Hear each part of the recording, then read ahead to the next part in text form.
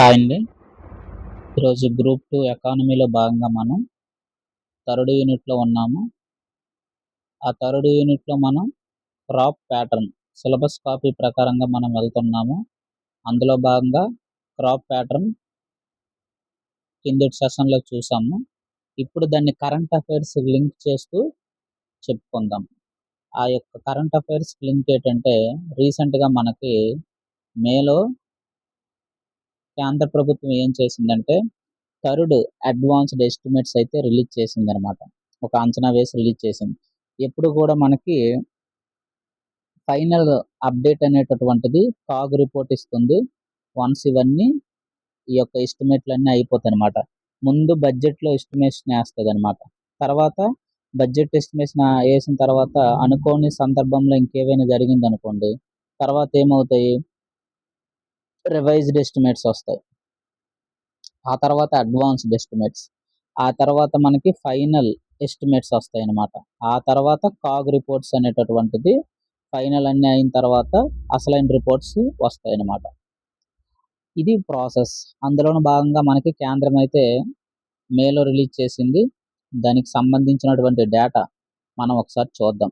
ఎవరు రిలీజ్ చేశారు మనకి? ఇదే అఫీషియల్. ఇదే కన్ఫర్మ్ చేస్తుందన్నమాట. ఈ డేటానే మరొకసారి కన్ఫర్మ్ చేస్తది తరువాత ఫైనల్‌గా. కేంద్ర వ్యవసాయ, రైతు సంక్షేమ శాఖ. ఈ శాఖ అయితే మనకి ఈ యొక్క రిలీజ్ అయితే ఇచ్చింది. టోటల్‌గా మనకి ఆహార ధాన్యాలు, ఆహార ధాన్యాలు అనేటటువంటిది మనకి ఎంత, ఎంత ప్రొడక్షన్ అనేటటువంటిది జరిగింది. ఈ యొక్క ఆర్థిక సంవత్సరంలో చూసుకుంటే 25, 26 కిందటి ఆర్థిక సంవత్సరంలో గాని మనం చూసుకుంటే ఎన్ని టన్నులు జరిగింది? 376 మిలియన్ టన్స్. కింది వాక్యాల్లో సరైనవేవి అని అడుగుతాడనమాట. కాబట్టి ఆ సిట్యుయేషన్‌లో మనకి సబ్జెక్ట్ అవసరం. సబ్జెక్ట్‌తో పాటు స్టాటిస్టిక్స్ అవసరం. అందుకు ముందు సబ్జెక్ట్ చెప్పుకొని దానికి లింక్‌గా స్టాటిస్టిక్స్ గూడా చెప్పుకుంటామనమాట. ఒక సెషన్ అది, ఒక సెషన్ ఇది. అలా. ఫస్ట్ మనకి ఫుడ్ గ్రెయిన్స్‌లో మనకి కిందటి ఆర్థిక సంవత్సరంకి మార్చ్ క్లోజ్ అయిపోయింది కదా! అంతవరకు మనకు లభించిన డేటా ప్రకారం 376 మిలియన్ టన్స్ మనకి ఆహార ధాన్యాల ఉత్పత్తి మనకు జరిగింది. ఏంటి ఆహార ధాన్యాలంటే అన్నీ వస్తాయి. అందులో వరి ఉంటుంది, గోధుమలుంటాయి, మొక్కజొన్న ఉంటుంది, రాగులు, సజ్జలు అన్నీ ఉంటాయన్నమాట. పప్పు ధాన్యాలు మెయిన్‌గా ఇవి ఎక్కువగా ఉత్పత్తి అవుతాయి కదా!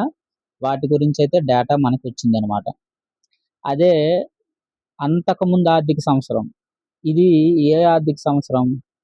25, 26కి సంబంధించింది. ఇది 24, 25కి చూసుకుంటే 357. ఆ కిందటి ఆర్థిక సంవత్సరం. దీని కిందటి ఆర్థిక సంవత్సరం చూసుకుంటే 357. అంటే దానితో పోల్చుకుంటే ఇది పెరిగింది కదా! గత ఆర్థిక సంవత్సరం అయితే పెరిగిందని చెప్తున్నారు. ఎన్ని పెరిగింది? ఎంత పెరిగింది మనకి? 18 మిలియన్ టన్స్ అయితే పెరిగింది. దాదాపుగా ఒక 19 మిలియన్ టన్నులైతే పెరిగిందని మనకి కేంద్ర వ్యవసాయ, రైతు సంక్షేమ శాఖ అయితే చెప్తుందనమాట. ఏ ఇన్‌స్టిట్యూట్‌లో అవ్వచ్చు, ఏ ఇన్‌స్టిట్యూట్‌లో అవ్వచ్చు, లేదా ఏ కోచింగ్ సెంటర్ మీద ఎక్కడికెళ్ళినా ఇలా ముందు సబ్జెక్టు, తర్వాత మనకి స్టాటిస్టిక్స్ విత్ అఫీషియల్ డేటాతో పబ్లిష్‌మెంట్ అనేటటువంటిది చెయ్యరు. మనం ఆ విధంగా చేస్తున్నాము. మీ నుంచి నేను ఆశించింది ఏంటంటే సబ్స్క్రైబ్ చేసుకోండి, లైక్ చేయండి, ఎక్కువ మందికి షేర్ చేయండి. మన కంటెంట్ అనేది ఎక్కువ మందికి రీచ్ అవ్వాలి. తద్వారా మనం లైవ్‌లోకి రావడానికి అవకాశం ఉంటుంది. ఎప్పుడైతే మనకి 1000 సబ్స్క్రైబర్స్ రీచ్ అవుతామో 500 అట్‌లీస్ట్ 500 ముందు ఆ యూట్యూబ్ నార్మ్స్ ఏంటో మనకు కరెక్ట్‌గా తెలీవు.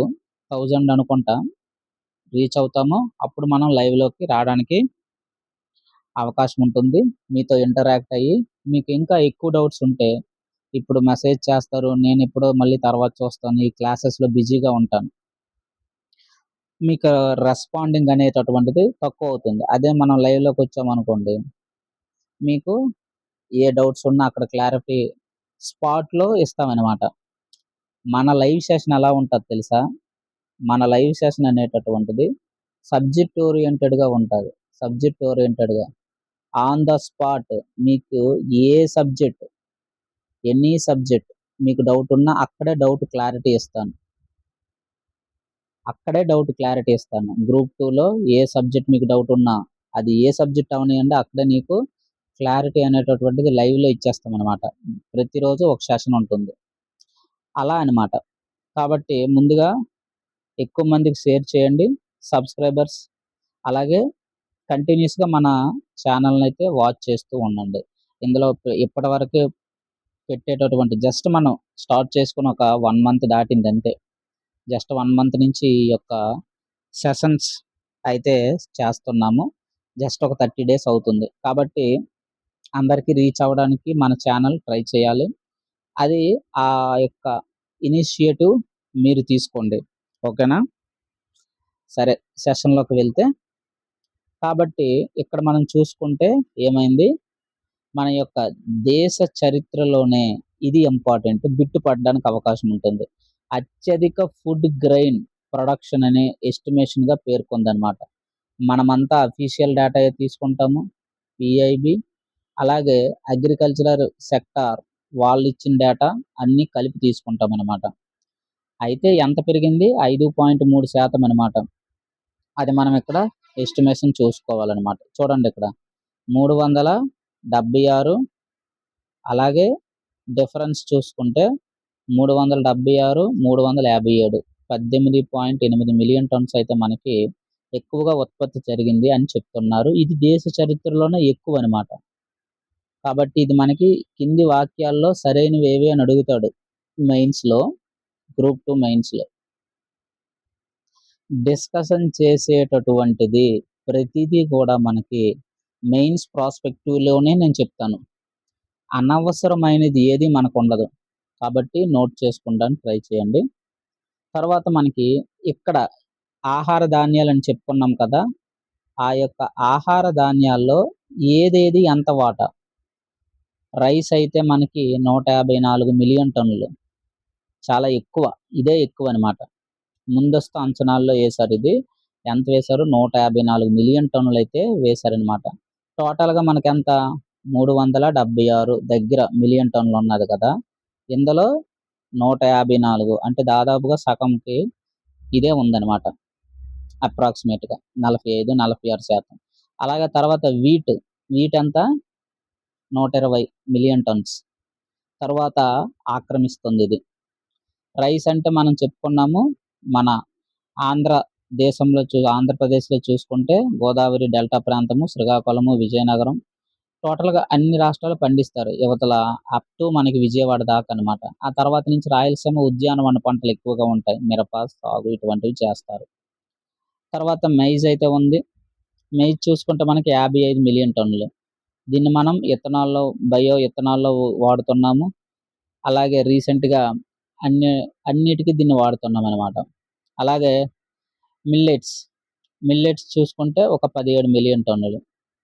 అలాగే ఆ తర్వాత తృణధాన్యాల్లో భాగంగా మనకి తర్రు, గ్రాము ఇటువంటివన్నీ 3 మిలియన్ టన్నులు, 12 మిలియన్ టన్నులు. ఇవి చాలా తక్కువ మోతాదులో ఉంటాయి అన్నమాట.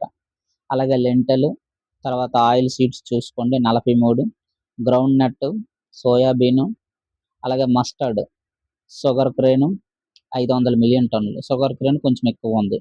అలాగే ఈ మస్టర్డ్ అనగానే మనకి ఇందులోని భాగంగానే ఒక కరెంట్ అఫైర్ మనం యాడ్ చేసుకోవచ్చు. మస్టర్డ్ కాదు కానీ మకానా, నేను చెప్తున్నది మకానా గురించి. రీసెంట్గా మనకేంటి, ఈ మకానా అనేటటువంటిది ఎక్కువగా మన భారతదేశంలో 3/4 వంతు ఎవరు ఉత్పత్తి చేస్తున్నారు? మనకి కామెంట్ సెక్షన్లో తెలియజేయండి. ఓకేనా? బీహార్ అనేటటువంటిది మనకి ఉత్పత్తి అనేటటువంటిది చేస్తుంది. ఓకేనా? రైట్. ఇలా ఈ యొక్క టాప్ ఇన్ఫర్మేషన్ గుర్తుంచుకోండి. రైస్ ఇప్పుడు ఒక్కొక్క దాని గురించి చూద్దాం. 24, 25, 26 ఎస్టిమేషన్లు ఇక్కడ మనకేంటి, రైస్ ఒక 154 మిలియన్ టన్స్ అయితే ఉందని చెప్పుకున్నాం కదా. అందులో దీంతో పోల్చుకుంటే ఒక 4 మిలియన్ టన్నులు ఎగస్ట్రా అనమాట. అప్రాక్సిమేట్గా అంతకుముందు సంవత్సరంతో పోల్చుకుంటే పెరుగుదల అయితే నమోదైంది. మరి దీన్ని క్రాప్ ప్యాటర్న్తో ఎలా లింక్ చేస్తాం? ఎలా లింక్ చేస్తాం అంటే ఇక్కడ అర్థం ఏంటంటే ఇంతకు ముందు భూమి రైతులకు ఎంతైతే ఉందో ఈడికి 1 ఎకరా ఉంది. ఈడికి 2 ఎకరాలు ఉంది. అంతే ఉంటుంది. మరి ఈ యొక్క ఉత్పత్తి ఎలా పెరిగింది మరి? ఒక 4 టన్నులు మనకెలా ఎగస్ట్రా వచ్చింది అంతే పండిస్తే? అంటే ఇక్కడ ఏం పెరిగింది? ఉత్పాదకత పెరిగింది. ప్రొడక్టివిటీ పెరిగింది. ఉత్పాదకత పెరిగిందనమాట. ప్రొడక్టివిటీ. అంటే దిగుబడి ఎక్కువొచ్చిందనమాట. దిగుబడి ఎక్కువొచ్చింది. అదే స్థలము. స్థలం పెరగలేదు. ఇంతకుముందు 10 బస్తాలొస్తే ఇప్పుడు 11 బస్తాలొచ్చాయి. అంటే సరైన సారవంతమైనటువంటి ఎరువులు మరియు సస్య రక్షణ అలాగే మంచి ప్రికాషన్స్ తీసుకోవడం వల్ల రైతుకి ఈసారి ఎక్కువ దిగుబడి వచ్చిందని అర్థం. అలా మనకి క్రాప్ ప్యాటర్న్‌తో లింక్ చేయాలనమాట. అలా పెరిగిందని చెప్పుకోవచ్చు. అంతే కదా! ఇప్పుడు ఈల్డ్ అనేటటువంటిది పెరిగింది. ప్రొడక్టివిటీ పెరిగింది. లేదా 2 కూడా పెరగండు. ఏదైనా ఉంటుంది అవకాశం. ఉదాహరణకి ఇంతకుముందు 2 ఎకరాల్లో చేసేవాడు. ఇప్పుడు రైతు ఇంకొకరి దగ్గర కౌలుకి తీసుకొని ఈ 2 ఎకరాలు సరిపోవట్లేదని 3 ఎకరాల్లో చేస్తే అప్పుడు కూడా పెరుగుతుంది. మాక్సిమం ఏంటి? ఉన్నదే చేయట్లేదు ఇప్పుడెవరు. కాబట్టి రెండో కేటగిరీ కింద మనం ఎళ్ళొచ్చు. ఏది? ఉన్న దాంట్లోనే ఎక్కువ దిగుబడి రావచ్చనమాట. ఒక్కోసారి మనకు చూడండి బస్తాలు పెరుగుతుంటాయనమాట. అలా. దీన్ని మనం రెండిటిని కలిపి సబ్జెక్ట్‌కి లింక్ చేసుకోవచ్చనమాట. అలాగే వీట్ కూడా ప్రొడక్షన్ ఎంత? 120. మరి అంతకుముందు ఎంత ఉండేది? 117. అంటే జస్ట్ ఒక నార్మల్‌గా ఒక ప్లస్ 2.7 మిలియన్ టన్స్ అయితే యాడ్ అయిందనమాట. ఇక్కడ కూడా అలాగే మనం సబ్జెక్ట్‌ని లింక్ చేసుకోవచ్చనమాట. కాబట్టి అది గుర్తుంచుకోవాలి. అలాగే మొక్కజొన్న, మేజ్ చూసుకుంటే ఇంతకుముందు ఎంత ఉండేది? మనకి 55 మిలియన్ టన్స్. అంతకుముందు 43. ఇవన్నీ మనకి గ్రూప్ 1లో మెయిన్స్ రాసేటప్పుడు ఉపయోగపడుతుందనమాట. భారతదేశ వ్యవసాయ క్రాప్ ప్యాటర్న్ గురించి, పంటల వైవిధ్య గురించి, పంటల సరళి గురించి మీ యొక్క కామెంట్ ఏంటి అని అడుగుతాడు. లేదా ఎన్హాన్స్‌మెంట్ ఏంటి అని అడుగుతాడు. లేదా క్రిటికల్లీ విమర్శనాత్మకంగా రాయండి అని అంటాడు. అప్పుడు ఈ డేటా ఉపయోగపడుతుంది మనకి. అందుకని చెప్తున్నాను. ఆ ఓరియెంటెడ్‌లో మెయిన్స్‌కి ఉపయోగపడుతుంది. గ్రూప్ 2 మెయిన్స్‌లోన మనకి స్టాటిక్ అడుగుతాడు. 1కి కూడా మెయిన్స్ ఆన్సర్ రైటింగ్ పనికొస్తుందనమాట. ఇలా మనకి అంచనా వేయడం జరుగుతుంది. ప్రతి ఒక్క కేటగిరీని గూడా. అలాగే ఈ యొక్క మొక్కజొన్న మనం దేనికి ఉపయోగిస్తాము? పశువుల దానాకు ఉపయోగిస్తాము. అవునా? పౌల్ట్రీలో మనకి అన్నిటికి ఉపయోగిస్తాము. అలాగే స్టార్చ్ ఇండస్ట్రీకి, ఇథనాల్ తయారీలోకి కూడా దీన్నే ఉపయోగిస్తామనమాట. అవునా కాదా? మొక్కజొన్నని ఉపయోగిస్తామనమాట. మొలాసిస్, ఈ యొక్క పిప్పి ఇటువంటివన్నిటిని ఉపయోగించి మనం బయో ఇథనాల్‌ని మనం ప్రాసెస్ అనేటటువంటిది తయారు చేస్తాం. ఇథనాల్‌ని తయారు చేస్తాం. అలాగే ఫుడ్ ప్రాసెసింగ్‌లో కూడా ఈ యొక్క మైజ్‌ని మనం వాడతామనమాట. ఆహార శుద్ధి. ఇవన్నిటిని కూడా మనకేంటి క్రాప్ ప్యాటర్న్ అనేటటువంటిది ప్రభావితం అవుతుంది. ఎందుకు? మైజ్ డిమాండ్ పెరిగిందనుకో ఆటోమేటిక్‌గా ఆ యొక్క డిమాండ్‌కి తగ్గట్టుగా మనం మొక్కజొన్నలు వేయాల్సొస్తుంది. అంతేనా? మరి మొక్కజొన్నలు వేస్తున్నామంటే దాని అర్థం ఏంటి? క్రాప్ ప్యాటర్న్ మార్చామా లేదా? ఇంతకుముందు ఆడు వరేసేవాడు. ఇప్పుడేంటి డిమాండ్ ఎక్కువుందని మొక్కజొన్నకు మారాడు. ప్యాటర్న్ చేంజ్ అయిందా లేదా? అలా అన్నమాట. ఆ తర్వాత కేటగిరీ పల్సెస్ చూద్దాం. అందులో చాలా ఉంటాయి. మిక్స్డ్ పిక్చర్ చూద్దాం ఒకసారి అన్నీ కలిపి. పప్పు ధాన్యాలన్నీ ఒకసారి చూద్దాం. ఔటర్ వ్యూలో చూసుకుంటే జస్ట్ ఇక్కడ చూడండి కొంచెం తగ్గిందనమాట. అంతకుముందు సంవత్సరంతో పోల్చుకుంటే కిందటి సంవత్సరం తగ్గింది. 3.6, 3.5 మిలియన్ టన్స్. అలాగే గ్రామ్ చూసుకోండి అది కూడా పెరిగింది. 1 మిలియన్ టన్ పెరిగింది. అలాగే లెంటిల్ కూడా మనకి ఇవన్నీ క్రాప్ వైస్‌గా మనం చూడొచ్చనమాట. గుర్తుంచుకోండి. అలాగే ఆయిల్ సీడ్స్ చూద్దాం. 2025, 26లో టోటల్ ఆయిల్ సీడ్స్ ఎంత మనకి 43. ఇదంతా ఒక చార్ట్ రూపంలో రాసుకోవాలనమాట. చార్ట్ రూపంలో మనకి ఏదేది ఎంత పెరిగిందో నోట్ చేసుకుంటే సరిపోతుంది. అలాగే గ్రౌండ్ నట్ పరిస్థితి ఏంటి? ఓకేనా? అలాగే మస్టర్డ్ పరిస్థితి ఏంది? ఈ యొక్క మస్టర్డ్ దాంట్లో మనకి ఏం చేసాము, ఈ యొక్క జెనెటికల్లీ మోడిఫైడ్ క్రాప్స్‌ని తయారు చేయాలని చూస్తున్నామనమాట. అందులో ఇది కేంద్రం అనేటటువంటిది మనకి ఇంకా సక్సెస్ రేట్ రాలేదనమాట. ఎందుకంటే, ఆ యొక్క పంటలనేటటువంటివి హానికరంగా మారుతున్నాయి. దానివల్ల చనిపోతున్నారనేసి ఈ యొక్క బాసిల్లస్ తురింజెనిసిస్ వీటి ఈ యొక్క బ్యాక్టీరియాని ఆపుతున్నారనమాట. ఇదైతే పత్తిలో అయితే సక్సెస్ సాధించాం గానీ, మిగతా వచ్చేసప్పటికి మస్టర్డ్, బ్రింజలు వాటిలో అయితే మనం సక్సెస్ అనేటటువంటిది రాలేదనమాట. అలాగే నెక్స్ట్ వచ్చేసరికి ఇక్కడ ఆయిల్స్ ప్రొడక్షన్. Oils production. ఆయిల్‌లో చూసుకోండి, మనం యొక్క సన్‌ఫ్లవర్ ఆయిల్ ఇవన్నీ మనం కొంటున్నాం. అక్కడ ఏం ఆయిల్ అని ఉంటుందది? Edible oil. ఇదే అన్నిట్లో వాడుతున్నారనమాట. కాబట్టి దీన్ని చూడండి. ఉదాహరణకి మనకి దేశీయంగా ఆయిల్ సీడ్ ప్రొడక్షన్ పెంచామనుకోండి, అంటే ఉత్పత్తి పెరిగిందనుకోండి, ఏమవుతుంది మనకి? ఇది ప్లస్ పాయింట్ అవుతుంది. ఎందుకు ప్లస్ అవుతుంది? ఎందుకవుతుందంటే, ఎడిబుల్ ఆయిల్ ఇంపోర్ట్స్ తగ్గుతాయి. మనం 90% దిగుమతి చేసుకుంటున్నాం దీన్ని. అదే మన దేశంలోనే ఉత్పత్తి చేస్తే ఏమవుతుంది? ఆయిల్ ఇంపోర్ట్స్ దిగుమతులు తగ్గుతాయి. దిగుమతులు తగ్గిందంటే ఇంపోర్ట్ బిల్ ఏమవుతుంది? దిగుమతుల బిల్ ఏమవుతది? తగ్గుతుంది. దిగుమతుల బిల్లు తగ్గితే ఏమవుతది? బ్యాలెన్స్ ఆఫ్ పేమెంట్ మీద మనకి ప్రెషర్ తగ్గుతుంది. బ్యాలెన్స్ ఆఫ్ పేమెంట్ ప్రెషర్ తగ్గితే అందులో ఉన్న డబ్బులని మనము ఏం చేయొచ్చు? ఇంకొక దానికి వాడుకోవచ్చనమాట. ఇలా మనము ఇంపోర్ట్ బిల్‌ని తగ్గించడం వల్ల విదేశీ కారక ఆదాయాన్ని మనకి ఆ యొక్క ఎక్స్‌టర్నల్ సెక్టార్ పైన ప్రెషర్‌ని తగ్గించొచ్చనమాట. అంటే ఇది గూడా ఆయిల్ సీడ్ సేమ్ పైన ఎలాగైతే మనం డిస్కస్ చేసుకున్నామో ఆటికి తగ్గట్టుగానే మనకి ఈ యొక్క క్రాప్ ప్యాటర్న్ అనేటటువంటిది గూడా చేంజ్ అవుతుందనమాట. ప్రభావితం అవుతుంది అని మనం చెప్పొచ్చు. అలాగే షుగర్ కేన్ రికార్డ్ ప్రొడక్షన్‌లో మనం ఇదైతే ఉత్పత్తి చేయడం జరిగింది. చూడండి, 500 మిలియన్ టన్నులైతే ఉత్పత్తి చేయడం జరిగింది. ఇంతకుముందు సంవత్సరంతో పోల్చుకుంటే 454 దాదాపుగా 45 మిలియన్ టన్స్. ఏది గూడా ఇంతగా అంత వృద్ధి సాధించలేదు. ఇదే ఎక్కువ వృద్ధి అనేటటువంటిది సాధించిందనమాట. మనం చూసుకుంటే ఇదే మనకి ఎక్కువ వృద్ధి సాధించిందని చెప్పుకోవచ్చు. కానీ ఇక్కడేంటి, ఒక ఇష్యూ ఉందనమాట. షుగర్ కేన్‌కి ఉత్పత్తి చేయాలంటే మనకి ఏటెక్కువ అవసరము? నీరనేటటువంటిది ఎక్కువ అవసరం. ఎందుకంటే చెరుకు పంట ఎవరైతే వేస్తారో వాళ్ళకి తెలుసు. దానికి ఇక్కడ మనకి ఈ ఎకనామిక్ ఇష్యూ అనేటటువంటిది ఉంటుంది. ఎందుకంటే నీరనేటటువంటిది దీనికి ఎక్కువగా ఉపయోగం అనేటటువంటిది చేస్తాము. నీరు ఉపయోగం, నీరు ఉపయోగం పెరిగిందంటే అర్థమేంటి? భూగర్భ భూగర్భ జలాలనేటటువంటివి అడుగంటిపోతాయి. భూగర్భ జలాలు అడుగంటిపోతే ఏమవుతుంది? వ్యవసాయం పైన వ్యవసాయ ఉత్పత్తి పైన ప్రభావం పడుతుంది. ఉత్పత్తి తగ్గుతుంది. ఉత్పత్తి తగ్గితే ఏమవుతుంది?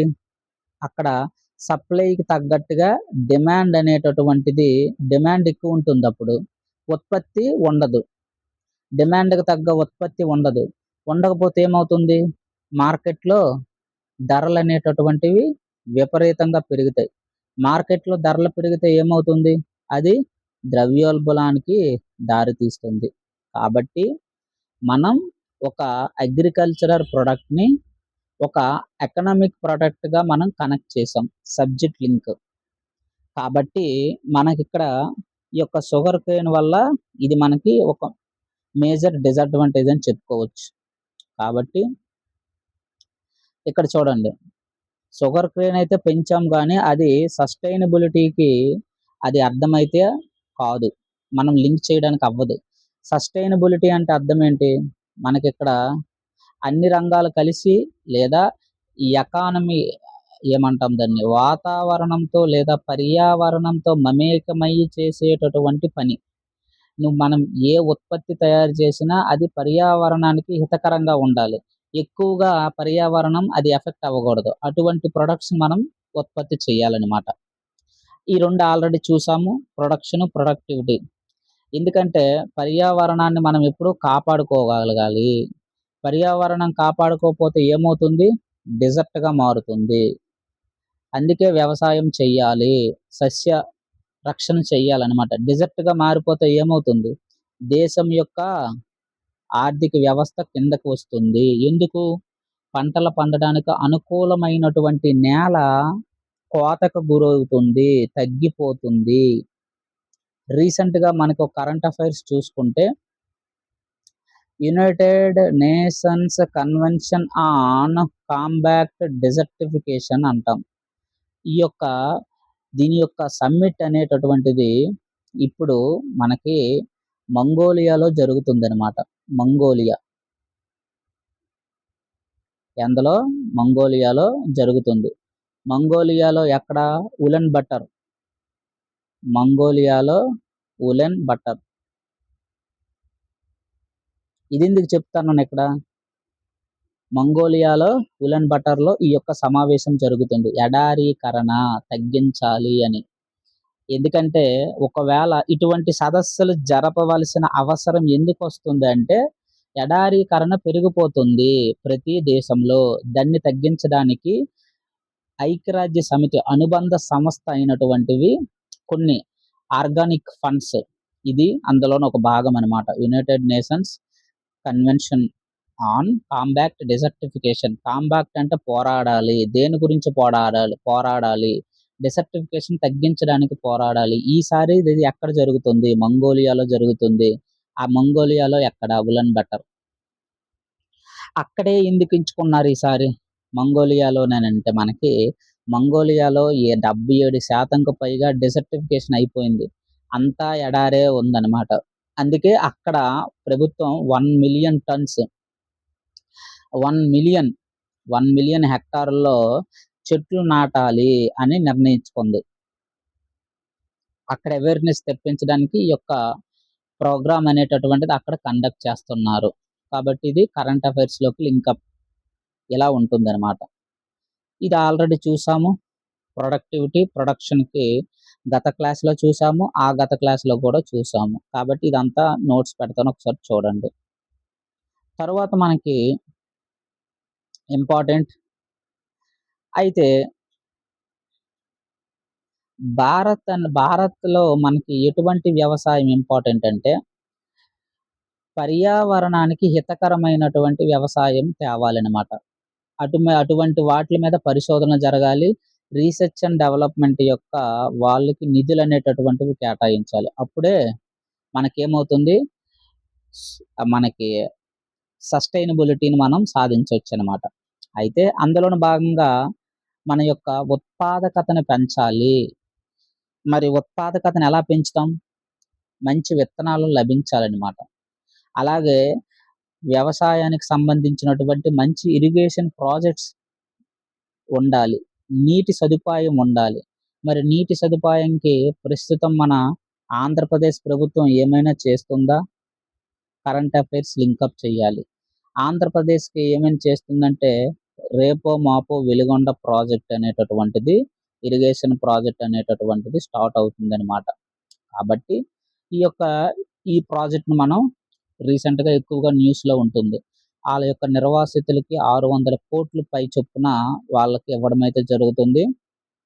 ప్రకాశము, నెల్లూరు, కడప ఈ యొక్క ప్రాంతాలకి తాగునీరైతే లభిస్తుంది. Main important. ఏ నీరిస్తారంటే కృష్ణా జలాల యొక్క అది ఇంపార్టెంట్. అలాగే తర్వాత సాయిల్ హెల్త్. అలాగే నేల యొక్క ఆరోగ్యం కూడా మనకి ఇంపార్టెంట్. ఎందుకు? ఎక్కువగా మనం ఎరువులు వేయడం వల్ల ఏమవుతుంది? నేల యొక్క సారం కోల్పోయి సారవంతంగా ఉండడానికి నత్రజని స్థాపన అనేటటువంటిది జరగకుండా అవకాశం ఉంటుంది. అందుకే ఈ యొక్క హెల్త్‌ని కాపాడాలి. దానికి భూసార పరీక్షలు అనేటటువంటివి చేయగలగాలి. దానికి భూసార పరీక్షలు చేయాలంటే ఏం చేయాలి? మనం పబ్లిక్‌తో పాటు గవర్నమెంట్ 2 భాగస్వామ్యం కల్పన అనేటటువంటిది ఉండాలి. అలాగే ప్రెసిషన్ ఫార్మింగ్ ఖచ్చితమైనటువంటి వ్యవసాయం చేయగలగాలి. ఇప్పుడు ఒక రైతున్నాడు. ఒక మొక్కజొన్న గాని, వరి గాని వేశాడంటే ఏం చేస్తాడు? బావిలోని నీరు గాని, కాలువలో నీరు గాని మోటార్ పెట్టి తోడుతాడు కంటిన్యూయస్‌గా. మరి వాటర్ అంతా వేస్టే కదా!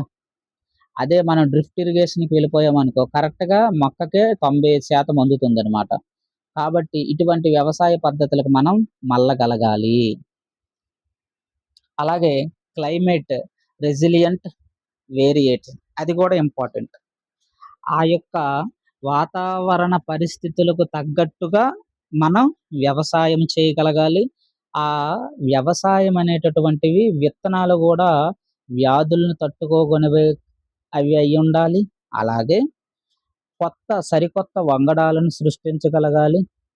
చీడ, పీడ తట్టుకునేటటువంటి విత్తనాలను మనం ప్రోత్సహించాలి.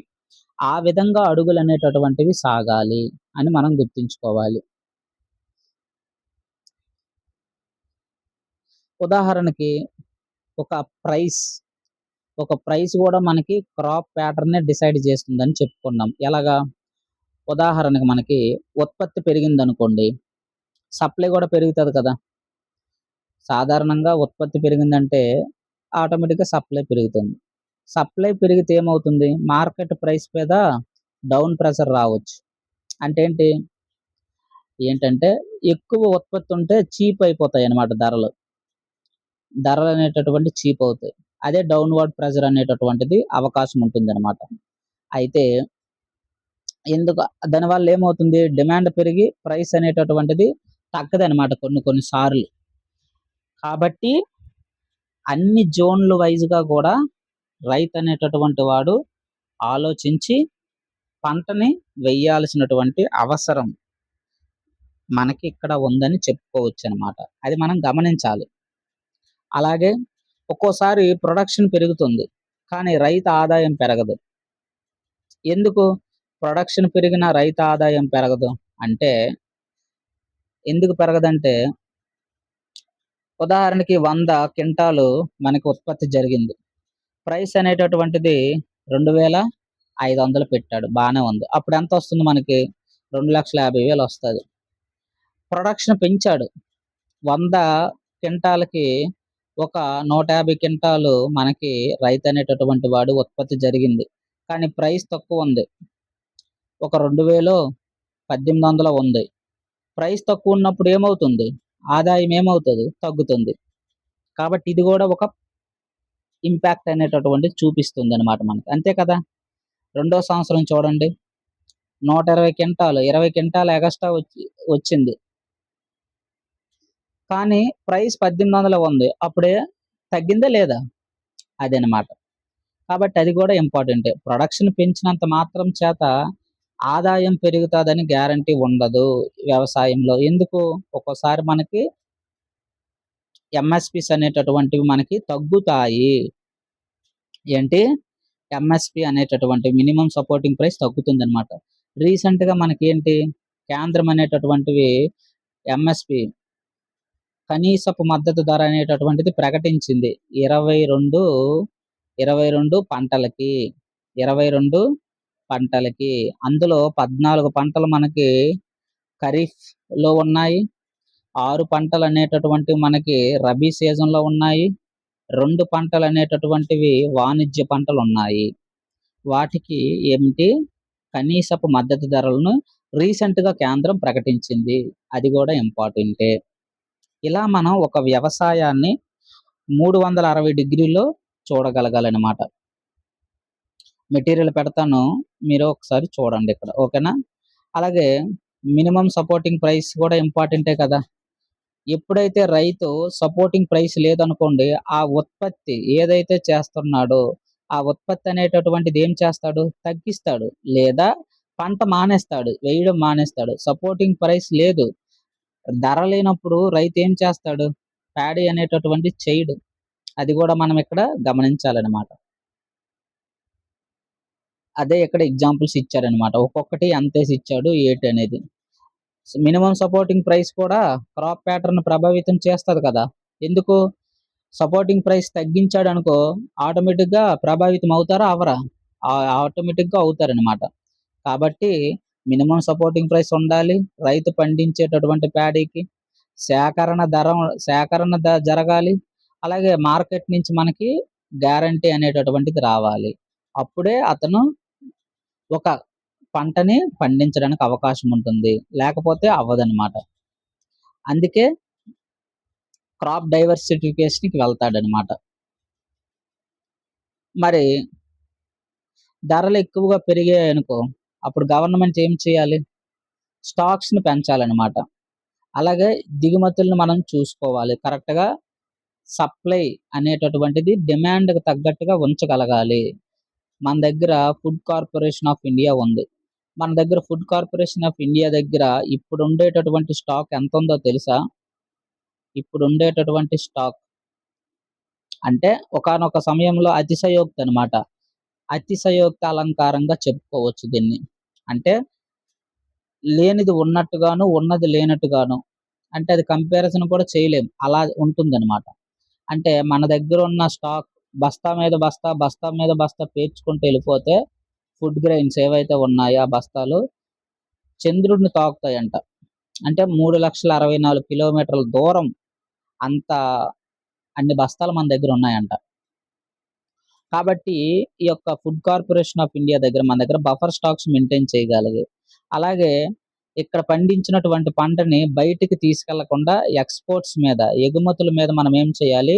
ప్రభుత్వం రిస్ట్రిక్షన్స్ విధించాలి. అలాగే ప్రతి ఒక్కరికి స్టాక్‌ని లిమిట్ చేయాలనమాట. డబ్బులున్నాయి కదా! అనేసి ఒకడు 100 బస్తాలు కొనడము చేయకూడదు. అప్పుడేమవుతుంది? సాధారణ మానవుడికి అందదు. కాబట్టి ఈ యొక్క స్టాక్ లిమిట్ కూడా తగ్గించుకోగలగాలి. అలాగే మార్కెట్ ఇంటర్వెన్షన్స్ అనేటటువంటివి జరగాలి. అంటే ప్రభుత్వం అనేటటువంటిది ప్రభుత్వ జోక్యం చేసుకొని వాటికి మద్దతు ధర కల్పిస్తూ డిమాండ్ తగ్గట్టుగా సప్లైని మెయింటైన్ చేయగలగాలి. ఒకవేళ డిమాండ్ ఎక్కువగా ఉండి సప్లై తక్కువగా ఉంటే మార్కెట్ అనేటటువంటిది మార్కెట్ ఇంటర్వెన్షన్ స్కీమ్ అనేటటువంటిది ఉంటుంది. మొన్న రీసెంట్‌గా తోతాపూర్ మామిడికి ఏమైంది? ధర లేదు. వెంటనే కేంద్ర ప్రభుత్వం ఏం చేసింది? శివరాజ్ సింగ్ చౌహాన్ ఆయన జోక్యం చేసుకొని ఈ తోతాపూర్ మామిడికి మార్కెట్ ఇంటర్వెన్షన్ స్కీమ్ ద్వారా మనకి ఆ యొక్క తోతాపూర్ మామిడిని కొన్నారనమాట. అలా. కాబట్టి ఎప్పుడైతే మనకి మార్కెట్‌లో బాగా డిమాండ్‌కి తగ్గట్టుగా సప్లై అనేటటువంటిది లేదో ప్రభుత్వ జోక్యం చేసుకొని దీన్ని సరిచేస్తుందనమాట. అలాగే పప్పు ధాన్యాలు ప్రతిదీ అంతే ఇక. వీటిని మనం చేసుకోవచ్చనమాట. కాబట్టి ఎప్పుడు గూడా మనకి ప్రొడక్షను, అలాగే ప్రొడక్టివిటీ ఈ 2 గూడా చాలా ఇంపార్టెంట్ రోల్స్ అనేటటువంటివి ప్లే చేస్తాయి. అలాగే ఇంకొకటి రీసెంట్ కరెంట్ అఫైర్స్ ఏంటంటే మనకి అప్డేట్ బిట్ ఇక్కడ మనం డిస్కస్ చేయాల్సిందేంటంటే ఎంఎస్‌పీస్ గూడా ఉన్నాయి. దానికి ఎంతెంత మద్దతు ధర గవర్నమెంట్ రీసెంట్‌గా ప్రకటించింది. అది గూడా మనం చూడాల్సిన అవసరం అనేటటువంటిది ఉందనమాట. ఓకేనా? ఆ యొక్క మద్దతు ధర అనేటటువంటిది ఒకసారి చూద్దాం. ఆ యొక్క మద్దతు ధర గూడా ఇంపార్టెంట్ కాబట్టి. కేంద్రం అనేటటువంటిది మనకి మినిమమ్ సపోర్టింగ్ ప్రైస్ అనేటటువంటిది ప్రకటించిందని చెప్పుకున్నాము. టోటల్‌గా ఇక్కడ చూడండి ఖరీఫ్ సీజన్, అలాగే రబీ సీజన్. ప్రస్తుతం ఆగస్ట్‌లో ఈ రోజుకి అందుబాటులో ఉన్న ఎంఎస్‌పీస్ తాజాది మనం తీసుకుంటున్నామనమాట. ఇక్కడ తీసుకుంటే సీఏసీపీ ఇది మనకి డిసైడ్ చేస్తుంది. ఏంటి CACP? Commission for agricultural costs and prices. Commission for agricultural costs and prices. ఇది మనకి సిఫారసు చేస్తుందనమాట. ఎవరికి? గవర్నమెంట్‌కి. అయ్యా ఎంత పెట్టండి మినిమమ్ సపోర్టింగ్ ప్రైస్ అని చెప్తుంది. దానికి తగ్గట్టుగా మా గవర్నమెంట్ డిసైడ్ చేస్తదనమాట.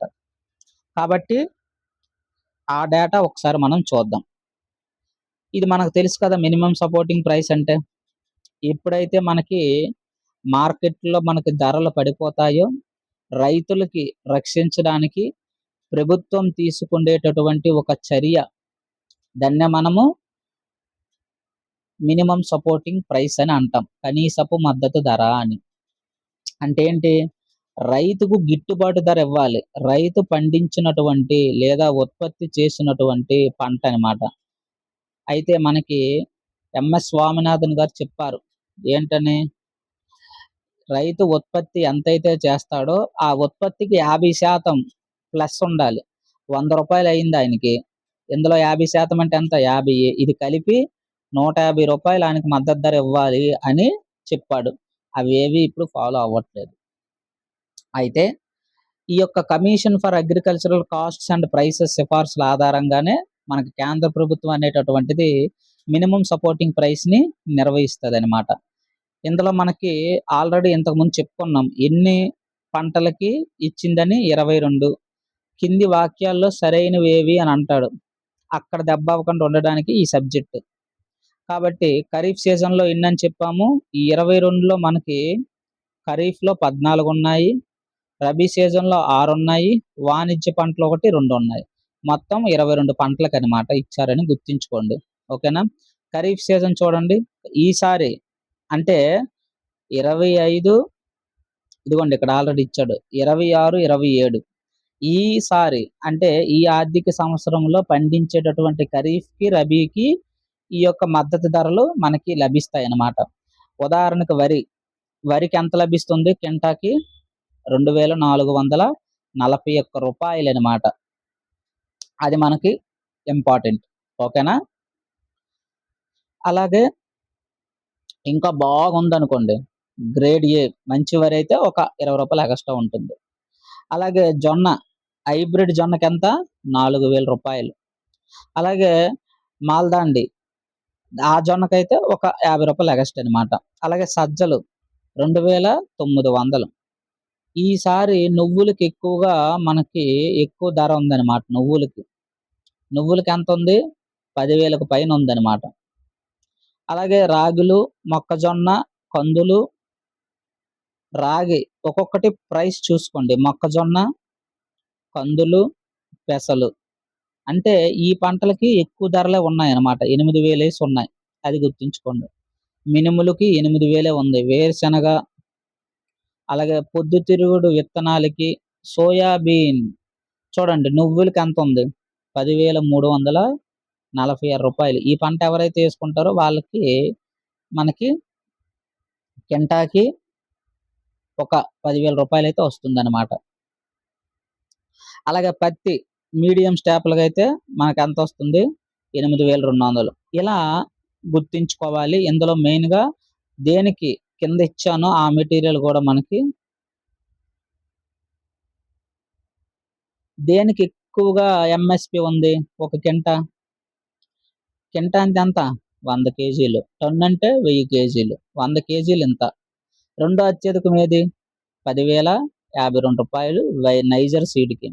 అయితే పొద్దుతిరుగుడు విత్తనాలు చూసుకుంటే కింటాకి ఎంఎస్‌పి పంట పెరిగిన పంట ఏదంటే అత్యధికంగా ఇంతకు ముందుతో పోల్చుకుంటే ఈ పంట పెరిగింది.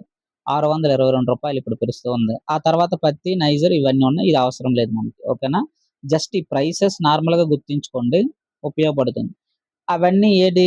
ఖరీఫ్ సీజన్‌కి. మరి రబీ సీజన్స్ చూడండి. ఇండైరెక్ట్‌గా మీకు ఇక్కడ ఒక అర్థమవుతుంది. ప్రిలిమ్స్‌లో కూడా బిట్ అడుగుతాడు. కింది వాటిలో రబీలో మాత్రమే పండించే పంట ఏది? లేదా కింది వాటిలో ఖరీఫ్‌లో, రబీలో పండించే పంట ఏది?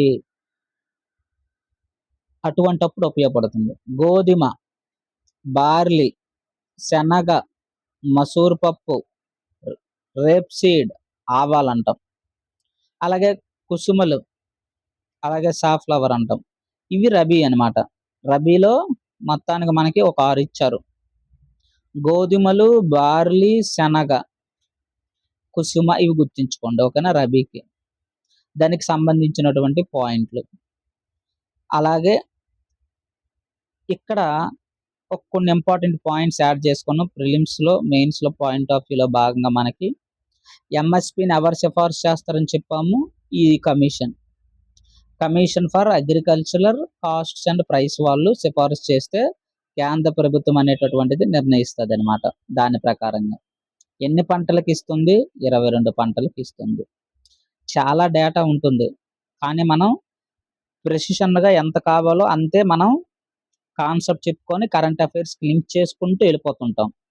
22 పంటలు అవి ఎలా డిసైడ్ అంటే ఇలా అన్నమాట. ఇంకా ఉన్నాయి.